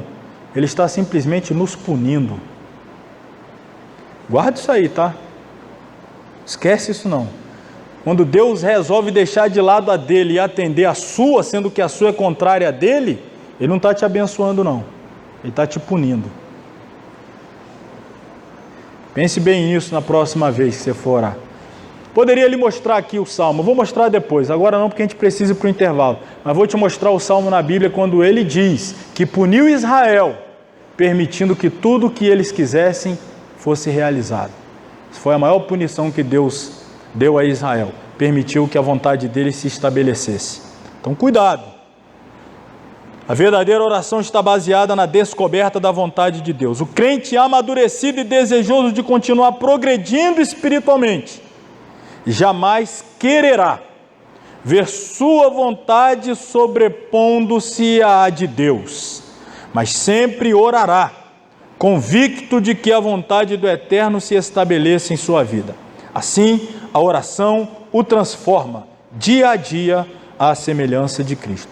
Conclusão, afirma Tiago: a oração feita por um justo pode muito em seus efeitos. Elias era um homem sujeito às mesmas paixões que nós, e orando pediu que não chovesse, e por 3 anos e 6 meses não choveu sobre a terra. E orou outra vez, e o céu deu chuva, e a terra produziu seu fruto. Se estivéssemos nós conscientes desta verdade, cultivaríamos ainda mais esta doce e amorosa dádiva chamada o quê? Oração. Amém, irmãos? Vamos terminar essa parte aqui, a hora está bem avançada. Vamos ao intervalo, daqui a 10 minutos, tá? 9h05, aqui um pouquinho, nós retornaremos. Amém, irmãos? Vamos aí então ao capítulo 3, página 21, a leitura devocional da Bíblia. Salmo 119, o verso 140, diz-nos assim: a tua palavra é muito pura, por isso o teu servo a ama. A virtude salvadora das Escrituras Sagradas, negada pelos céticos e desprezada pelos teólogos liberais, é ressalvada e admirada pelos fiéis filhos de Deus. A Bíblia é nos mais imprescindível e mais vital do que o ar que respiramos e do que o pão que nos sustém. Moisés, ao escrever o livro de Deuteronômio, explicitou esta verdade: e te humilhou e te deixou ter fome, e te sustentou com o maná, que tu não conheceste nem teus pais o conheceram, para te dar a entender que o homem não viverá só de pão, mas que de tudo que sai da boca do Senhor viverá o homem. Deuteronômio 8:3. Tem você a necessária disciplina para ler e estudar a Bíblia? Faz a palavra de Deus parte de seu cotidiano? Pode você dizer, como disse o salmista: ó, quanto amo a tua lei, é a minha meditação em todo dia. Somente a Bíblia tem as palavras de vida eterna. O que é, porém, a Bíblia? Então vamos lá, o que é a Bíblia? A definição mais simples e genuinamente ortodoxa, que já falamos sobre ortodoxia, né, o significado, aliás, que também estamos estudando na escola bíblica dominical, essas características. Então, a definição genuinamente ortodoxa que encontramos das Sagradas Escrituras é esta: a Bíblia é a inspirada, a inerrante, a infalível, a soberana e a completa palavra de Deus. Infelizmente, nem todos os teólogos aceitam a pureza doutrinal deste conceito. Aos que alegam haver nele um desconcertante simplismo, todavia encontra-se este enunciado isento do erro dos liberais e livre das sutilezas dos neo-ortodoxos. Estou apresentando aqui dois grupos, vou até passar o slide, de teólogos, tá? De teólogos liberais que relativizam algumas verdades absolutas das Sagradas Escrituras, inclusive relativizam a própria inspiração, inerrância, infalibilidade das Sagradas Escrituras. E neo-ortodoxos, né? Neo de novos, ortodoxos, mas de ortodoxos não tem nada, são mais próximos mesmo dos liberais. Infelizmente, estes teólogos, que existem muitos teólogos liberais, teólogos neo-ortodoxos, que defendem o quê? A desatualização das Escrituras, necessidade de atualização, portanto, da mesma, defendem que a Bíblia contém erros, portanto, não defendem sua infalibilidade, defendem que a Bíblia não é um livro completamente inspirado, portanto, não tem a sua origem divina, mas tem partes que são meramente humanas.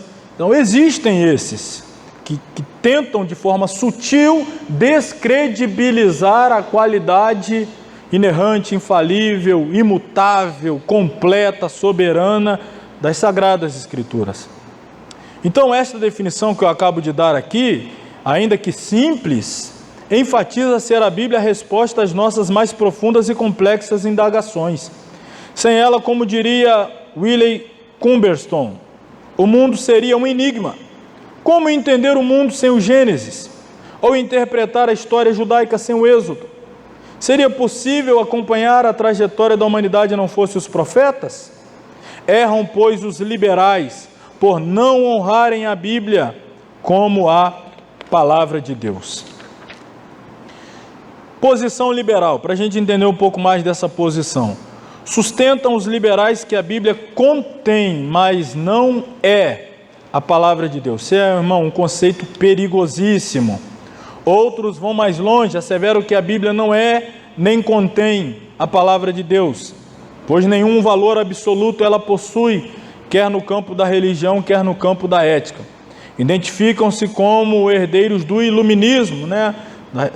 Uma revolução que houve em séculos passados, principalmente na França, Europa como um todo, mas chamada da Era da Razão. E aí eles creem que eles são filhos, né, do iluminismo, da razão, rebelando-se abertamente contra a Bíblia.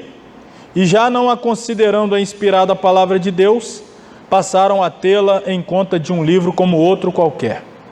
Mas acabaram por se envolver em densas trevas, arrogando-se por sábios, fizeram-se loucos, pois somente os destituídos de juízo ousariam declarar ser a Bíblia um livro comum e descartável.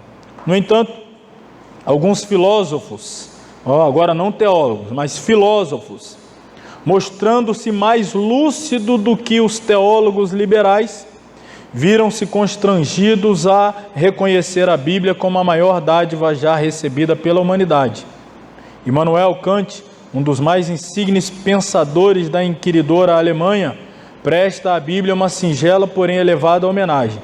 Palavras de Immanuel Kant: A Bíblia é uma fonte inesgotável de todas as verdades.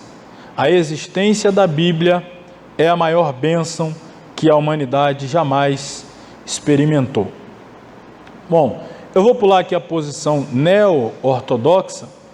Aliás, só vou citar aqui dentro dessa posição, porque ela é muito irmanada com a posição liberal, mas eu só vou citar aqui esta expressão que está aí no primeiro parágrafo ainda, em negrito, que às vezes eu ouço ainda, mas ela não é um conceito ortodoxo, e sim um neo-ortodoxo que está mais para liberal do que propriamente ortodoxo. Está em negrito, ó. A Bíblia fechada não passa de um livro como outro qualquer, mas aberta é a boca de Deus falando ao homem. Irmão, isso é perigoso.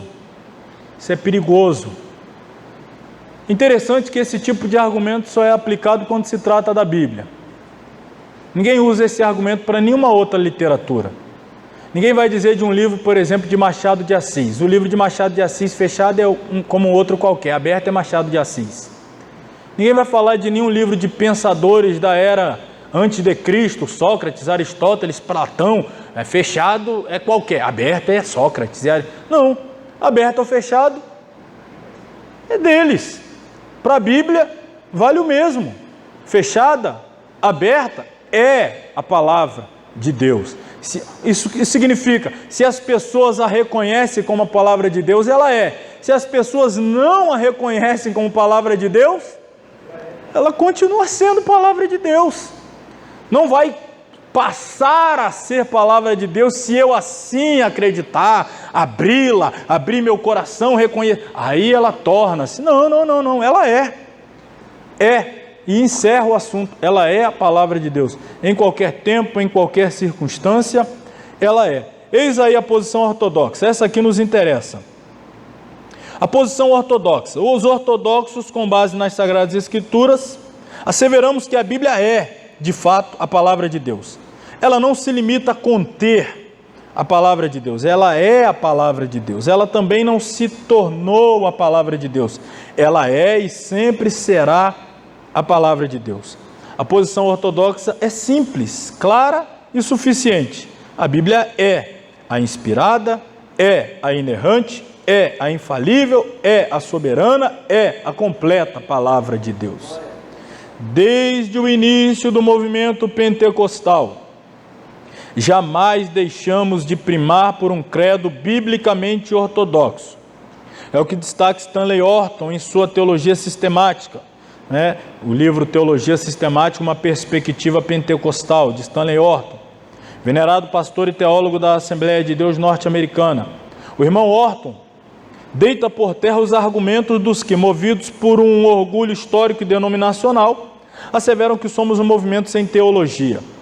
Gostaria que eles estudassem mais atentamente nossos livros e declarações de fé. Se eles fizessem isso de forma honesta, às vezes nós somos rotulados de sem teologia, sem fundamento bíblico, nós, eu digo pentecostais, às vezes somos assim discriminados por membros de outras igrejas mais históricas. A nossa igreja é uma igreja histórica, a Assembleia de Deus já é mais do que centenária, mas alguns ainda de vez em quando gostam de colar em nós a pecha de uma igreja somente emocional ou emocionalista por conta do fervor espiritual e desvinculando-nos do compromisso bíblico ortodoxo.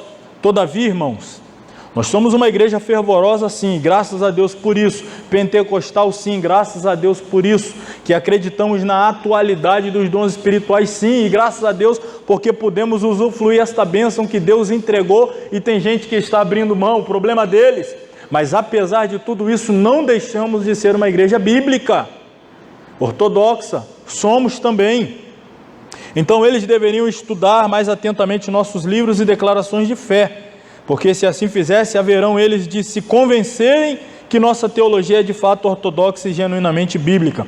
Eis porque sempre fizemos questão de atentar às reivindicações da Bíblia Sagrada. E quais são essas grandes reivindicações? Aí estão, nós estamos estudando ao longo do trimestre, eu estou batendo nessa tecla, por isso também vou me furtar de ler tudo isso.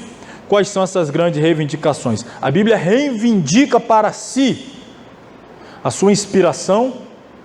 A Bíblia reivindica para si, ponto 2, a sua inerrância. A Bíblia reivindica a sua infalibilidade, também a sua soberania e também a sua completude. Está completa, não precisa de acréscimos, adendos, não. A Bíblia reivindica e nós reconhecemos essas reivindicações. Deixa aí para os irmãos lerem os que temos a mais aí dentro de cada um desses pontos que aqui destaquei, esses 5 pontos. Nós vamos para o ponto aqui, como ler a Bíblia Sagrada. Antes, volte seus olhares para cá, por favor, para os slides. Falamos há pouco sobre a oração. Além da oração, outro aspecto que deve ser uma constante na vida espiritual diária do cristão é a leitura da Bíblia Sagrada, que é a palavra de Deus. Como disse, tal qual o pássaro precisa da asa direita e da esquerda, nós precisamos da oração e da leitura da Bíblia Sagrada. A leitura devocional da Bíblia Sagrada é um aspecto indispensável na vida de comunhão com Deus. Com a oração, manifestamos nossa vontade a Deus. Na leitura da palavra, ficamos sabendo a vontade de Deus. Eis aí aquele mortificar a carne, você vai matando a tua vontade, e aí lendo a Bíblia você entende qual é a de Deus e se prontifica a submeter-se a ela. Então você vai mortificando a carne e alimentando o espírito, entendendo o querer de Deus, o ser de Deus, quem é Deus. A revelação está aqui. E aí tudo isso nós só aprenderemos se dermos o devido valor à Bíblia. Assim, lendo a Bíblia e orando, possamos conformar nossa vontade à vontade de Deus, tornando-nos, pois, cada vez mais semelhantes a Ele, que é o objetivo de nossa vida espiritual. Na atualidade vivemos um paradoxo. Esta é a triste realidade que constatamos. Nunca se disponibilizaram tantos meios para se ter acesso à Bíblia Sagrada, mas também nunca houve tanta ignorância e tanto menosprezo à palavra de Deus entre os que cristãos dizem ser. Como está a sua leitura bíblica? Irmãos, hoje tem Bíblia, fala em Bíblia, comentário bíblico, ou Bíblias mesmo com seus próprios comentários, Bíblia pentecostal, aplicação pessoal, Bíblia plenitude, Bíblia... recentemente, fazendo uma limpeza lá no escritório, mudando de lugar os livros e tal, empilhei minhas Bíblias e contei. Já tenho lá em torno de 40 Bíblias diferentes, de estudo, etc, disso, versões diversificadas. Porém, quando eu vou numa livraria evangélica, eu vejo que lá tem mais Bíblia do que eu não tenho, do que Bíblia que eu tenho lá em casa. Tem Bíblia do jovem, tem Bíblia do homem, Bíblia da mulher, Bíblia da criança, Bíblia do adolescente, Bíblia do bebê, Bíblia de não sei do que, Bíblia do casado, Bíblia do solteiro, Bíblia do noivo, Bíblia do pentecostal, Bíblia do tradicional, Bíblia reformada, Bíblia do sei o que. Tem Bíblia, irmão. O problema é que tem gente que tem Bíblia, mas não lê a Bíblia. Do que adianta dizer que tem 40 Bíblias? Já leu qual? Nenhuma. Tendo uma e lendo-a, vai mudar a sua vida. Se puder ter mais, tenha. Se não puder, valorize a que você tem. É aquela expressão que se usa, É claro que nós devemos tratar sempre com cuidado, com carinho, com zelo a nossa Bíblia, de quando em quando aí, trocar a capa, melhorar. A minha já foi modificada, ter aquele cuidado. Mas às vezes, pelas páginas da Bíblia ser tão fininhas, porque são aí muitas páginas para poder conter, então tem que ser bem fino mesmo, mas não ser um volume muito espesso. Então às vezes você vai lá, anota, escreve, pinta, e aí ela fica um pouquinho castigada, fica um pouquinho machucada, aquela sua Bíblia. Todo mundo que tem várias Bíblias, mas tem aquela Bíblia sua, do peito, que ele leva para todo lugar, que ele lê, que ele anota, que ele rabisca, e aí tem aquela expressão. Uma pessoa com uma Bíblia totalmente, vamos dizer assim, falando da Bíblia como o livro aqui, o papel, que às vezes meio destruída. As pessoas que têm uma Bíblia assim têm uma vida inteira, e as pessoas que às vezes têm uma Bíblia tão inteira têm uma vida destruída. Qual é esse paralelo que a gente está fazendo aqui? A Bíblia dele está ali 0 bala, porque ele não abre, nem mexe, não lê, aí a vida dele está destruída. Já aquele que a Bíblia dele está toda rabiscada, anotada para lá e está a vida dele está inteira. Então tem que ter essa relação, né, com a Bíblia. E por isso a pergunta: como vai? Como está a sua leitura da Bíblia? O que é leitura devocional da Bíblia? A gente já falou um pouco também na primeira aula sobre devoção, mas o que é essa devoção, essa dedicação, esse compromisso com a Bíblia? O título de nosso capítulo é justamente leitura devocional da Bíblia Sagrada. De pronto, verificamos que não se trata de uma leitura qualquer da palavra de Deus, que caracteriza uma vida espiritual disciplinada. Fosse qualquer tipo de leitura, teríamos o título A Leitura da Bíblia, o que não é o caso. A leitura devocional é a leitura com devoção. E devoção, diz-nos o dicionário Oasis, da língua portuguesa, o que é devoção? Se você olhar, diz: apego sincero e fervoroso a Deus, sob uma forma litúrgica ou por práticas regulares privadas, sentimento religioso, piedade. Então, ler devocionalmente é ler com sinceridade, com fervor, com regularidade, com piedade. Vemos, portanto, que a leitura dita devocional é uma leitura que se faz com apego, não é? Fervor, etc. E, claro, sempre confirmado com a prática. A leitura devocional é, portanto, em primeiro lugar, uma leitura com apego, ou seja, uma leitura em que o leitor está envolvido, interessado em aprender o que está lendo. A leitura devocional, portanto, é uma leitura em que todo o ser do leitor está orientado e dirigido para o texto que se vai ler. Tem gente que lê a Bíblia com a televisão ligada, com o rádio e mexendo no celular. Lê um versículo, olha o WhatsApp. Lê outro versículo, olha na TV. E, no final das contas, não sabe de nada, né? Não sabe se ele leu a programação da TV ou do WhatsApp, misturou tudo. Não tem aquele momento de devoção. Esse momento é para ler a Bíblia, para ouvir Deus falar, para entender o que Deus quer comunicar a mim. É necessário que haja. Não é por outro motivo que no texto sagrado a palavra utilizada para a leitura devocional da Bíblia é meditar, como se vê, por exemplo, em Josué 1:8. A ordem ali é: medita neste livro de dia e de noite.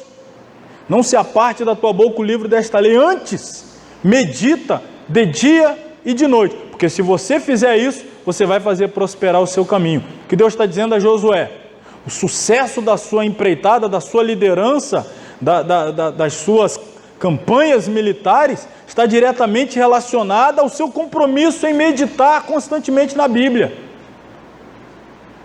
Deus está dizendo assim: você quer ser vitorioso?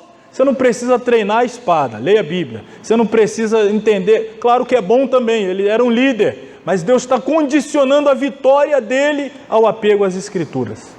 A meditação continuada, manhã e noite, meditando constantemente.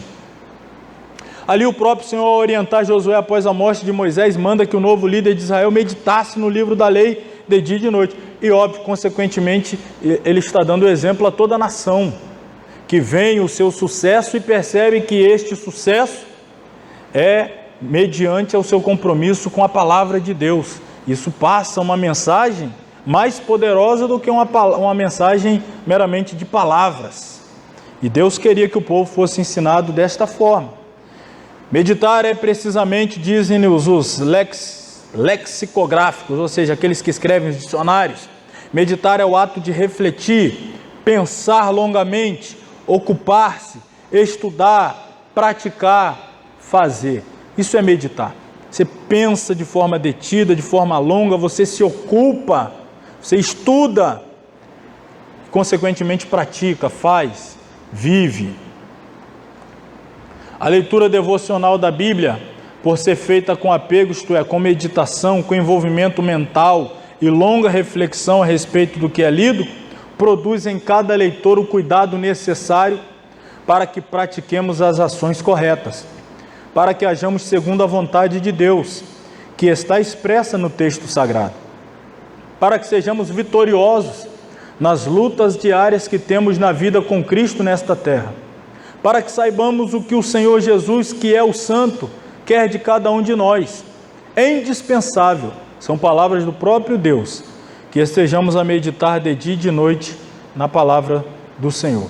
Cada crente deve procurar ler a Bíblia inteira regularmente, numa frequência que corresponda às suas possibilidades, sendo um bom costume o de procurar ler a Bíblia inteira durante um ano, que nós estamos aí nos propondo a fazer. É um bom costume, conquanto não seja esta uma regra ou um mandamento. Mas repito, é um bom costume. Ler a Bíblia também não é uma leitura comum ou superficial, mas deve ser, como manda a Bíblia, uma meditação, ou seja, uma leitura feita não apenas com a mente, mas também com o coração.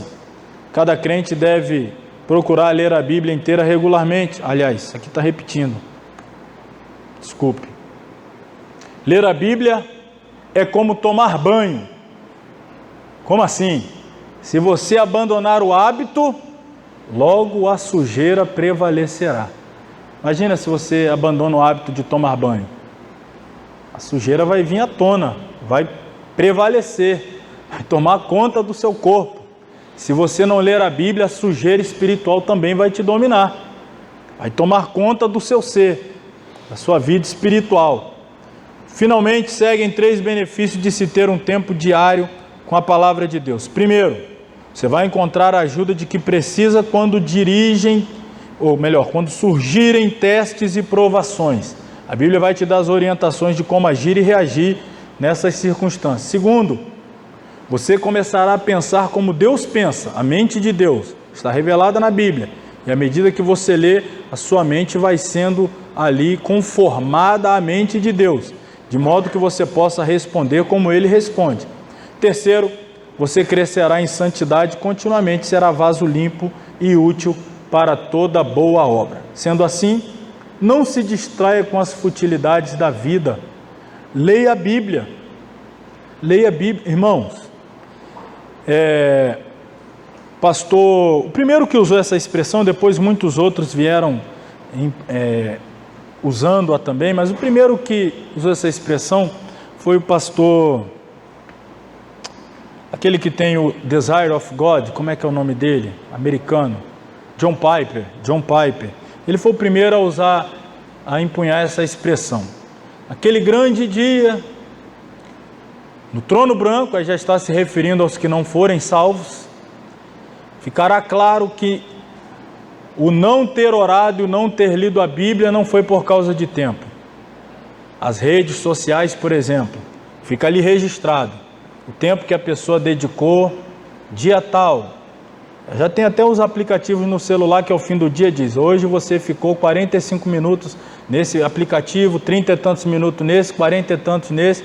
No final das contas, se você somar tudo isso, aí você chega ao fim do dia dizendo: eu não li a Bíblia porque eu não tive tempo. Aí você baixa esse aplicativo e dá uma olhadinha lá.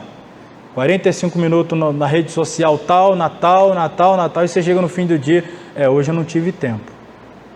E aí ele foi o primeiro a usar. As redes sociais vão ser usadas, claro que não serão exatamente assim, mas para deixar claro que a falta de leitura da Bíblia e de oração não era por falta de tempo.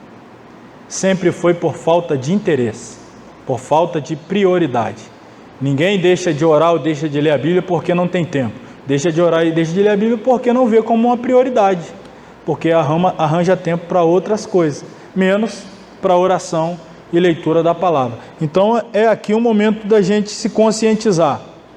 Temos tido a oração e a leitura da palavra como nossas prioridades, sabendo serem elas nossas necessidades vitais, espiritualmente falando, porque se prescindirmos delas, nós não teremos vida espiritual. Então, pense bem naquilo que você tem priorizado.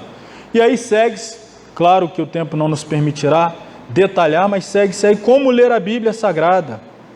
Em primeiro lugar, amar a Bíblia. Em segundo, ter fome da Bíblia. Em terceiro, guardar no coração. Eu não quero pular tudo isso, eu quero falar um pouco mais, de maneira que a gente vai encerrar a aula em virtude do horário, e aí na semana que vem, ao invés de começar no outro capítulo, eu volto aqui. Eu quero dedicar pelo menos uns 20 minutos a falar sobre como ler a Bíblia, para a gente entender melhor como colocar em prática e poder extrair o máximo de benefício que é a leitura devocional das Sagradas Escrituras. Amém? Nós encerraremos por aqui, então mais uma vez agradecendo a todos que puderam vir, aqueles que estão acompanhando, mais uma vez a nossa gratidão. Espero poder tê-los de volta na próxima semana. A gente encerra o capítulo da leitura e vamos falar de outros assuntos, irmãos, dessa importância, dessa envergadura que temos estudado, que nos caracterizam como verdadeiros cristãos. Não dá para ser cristão sem comunhão com Deus, não dá para ser cristão sem oração, não dá para ser cristão sem leitura da palavra. Se você se diz cristão e não se identifica com nenhuma dessas práticas, me desculpe lhe dizer, você não é cristão, você é uma fraude. Não existe cristianismo dissociado de comunhão, de oração, de leitura bíblica. Não, impossível. Então, vamos aprender um pouco mais, permitindo o Senhor, na próxima semana. Vamos nos colocar então de pé, irmãos, vamos orar. Nessa oração eu vou apresentar a vida do Guilherme, não é? Filho do irmão Edivaldo, que sofreu um grave acidente, está necessitado de um milagre e estarei orando aqui. Peço que a igreja aqui representada possa concordar. Ele sofreu um acidente, está internado, necessitando de um milagre, e nós cremos que Deus responde às orações segundo a sua vontade. Nós colocaremos diante de Deus com fé a nossa petição e acreditamos que o melhor vai acontecer. E eu penso que o melhor é a recuperação do filho do irmão Edivaldo. Vamos orar. Querido Deus, eterno Pai, nesta noite, nós agradecemos ao Senhor pela aula que aqui estamos encerrando, pela forma como o Teu Espírito, ó Pai, aplicou a palavra em cada coração. Porque não é o homem que é capaz de fazer aquecer o coração, mover o coração, chacoalhar a nossa alma. Não é o homem capaz de confrontar a ponto de nos fazer rever e repensar as nossas atitudes e nos comprometer a mudar diante do Senhor. Não, o homem não pode fazer isso. A Tua palavra faz. O Espírito Santo, usando a ferramenta da palavra, faz. E eu creio, Senhor, que mudanças para o bem espiritual de cada um de nós, para o bem da Tua obra e do Teu reino, acontecerão para a glória do Teu nome. Ajuda cada filho, a cada filha, ó Pai, assim procederem e assim terem bom êxito, bom resultado, em o nome de Jesus. Nós oramos aqui também pelo Guilherme, filho do Teu servo, irmão Edivaldo, que encontra-se internado, ó Pai, em virtude de um acidente que lhe acometeu. Nós cremos no Teu poder, nós cremos, Senhor, que Tu podes, e nós queremos pedir, ó Pai, encarecidamente em nome de Jesus, vá de encontro àquele jovem no hospital onde ele está e o toque, restaure plenamente a sua saúde, restaure plenamente, ó Pai, tudo aquilo que este acidente, ó Pai, trouxe de negativo sobre o corpo físico deste jovem. Nós pedimos que o toque do Senhor agora possa restaurar, restabelecer, dando orientação também aos médicos, orientando, guiando-os em todos os procedimentos que forem feitos, para que ao final de tudo o Teu nome, ó Pai, e apenas o Teu nome seja glorificado. É o nosso desejo, e por isso nós apresentamos este jovem diante de Ti em oração, em nome de Jesus. Amém. Estenda as suas mãos. Que o grande amor de Deus, o nosso Pai, a graça do nosso Senhor e Salvador Jesus Cristo, a comunhão e a consolação do Espírito Santo seja com todos que amam e aguardam a volta de Jesus. E todos digam amém. Amém. Amém.